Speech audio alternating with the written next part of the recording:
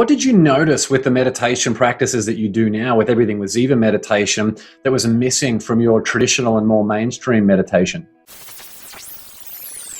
Well, it's interesting because when I first learned, I had the blessing of beginner's mind. Like 12 years ago, there were no apps, there was no Oprah Chopra, there was no drop-in studios. I know that it's hard for people to conceptualize now, but it was really just like monks and me in New York. I mean, that's not totally true, but it was nowhere near as mainstream as it is now. So I had the gift of no comparison. I was just like, oh, here's this thing. And it made my life so much better.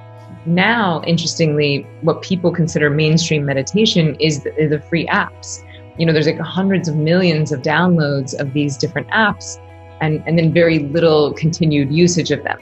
And so I think what people now consider mainstream of the apps are actually what I would call mindfulness. And so mindfulness is very good at dealing with your stress in the now. Mindfulness is the art of bringing your awareness into the present moment. And it is necessary, especially in this day and age when we've all become bulimic of the brain.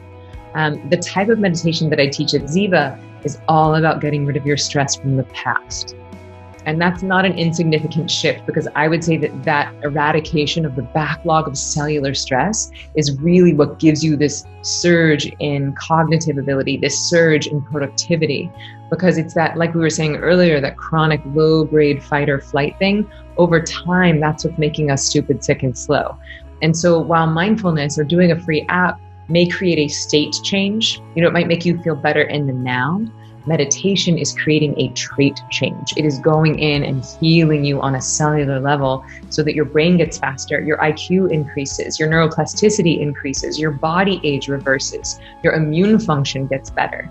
And so these aren't just like, oh, let me just imagine rainbows and gurus and incense. It's like, no, you're actually healing things on a physiological level. You're changing your neurochemistry.